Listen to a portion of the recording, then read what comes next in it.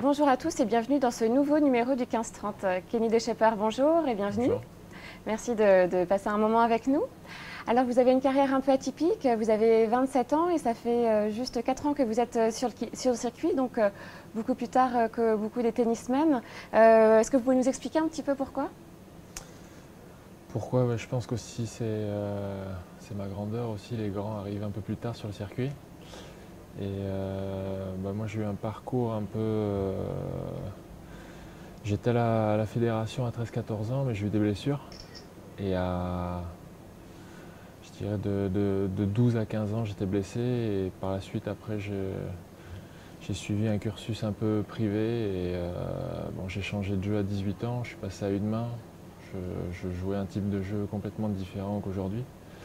Et donc il a fallu s'entraîner, et puis bon, je suis parti de loin quand même. Mais j'avais l'ambition de jouer à haut niveau, et c'est ce qui m'a permis de tenir. Et puis après j'ai fait des rencontres aussi avec mon coach et mon équipe qui travaille aujourd'hui avec moi, où on fait du bon travail. Et donc là ça fait 3 ans que c'est non-stop, et c'est bien, quoi. Ça se passe Et bien. vous avez fait d'ailleurs une très belle progression et encore plus les 2 dernières années avec de belles victoires. On se souvient notamment d'un 8e à Wimbledon, d'une victoire face à Gulbis, numéro 10 mondial au Queens, une victoire face à Montanes à Wimbledon. Quel a été le déclic? Pour moi, il n'y a pas de déclic. C'est beaucoup de travail, et après de l'expérience accumulée à force de jouer des matchs de haut niveau. Et donc ouais, le 8e à Wimbledon m'a permis d'être un peu plus connu, et aussi d'être plus respecté des joueurs. Et c'est vrai qu'ils me connaissent maintenant quand j'arrive. Donc on n'est plus beaucoup, il n'y en a plus beaucoup devant. Donc on se regarde beaucoup jouer et on analyse tout. Donc ça devient plus compliqué, mais c'est intéressant. Alors, quels sont vos objectifs de fin de saison et puis de l'année à venir? Mais là, je pars à Mons la semaine prochaine, Oui. après Rennes, et je fais Bâle et Bercy, je termine par ça. Et mais c'est vraiment mettre un jeu en place. Je pense qu'il faut, pour ma part, il faut que je progresse encore si je veux aller plus haut. Donc, Alors justement, quels sont vos axes de progression?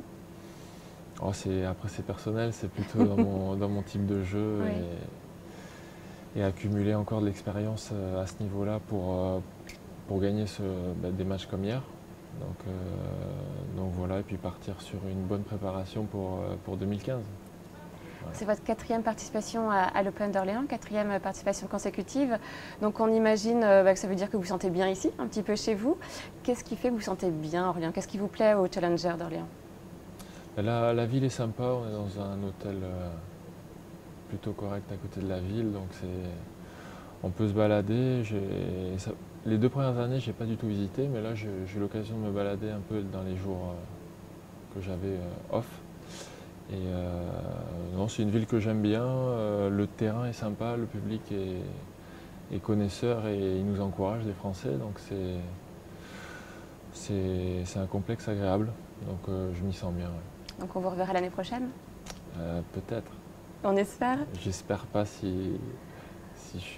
j'espère être en Asie l'an prochain si je suis mieux classé, mais en tout cas ça sera avec plaisir de revenir ici.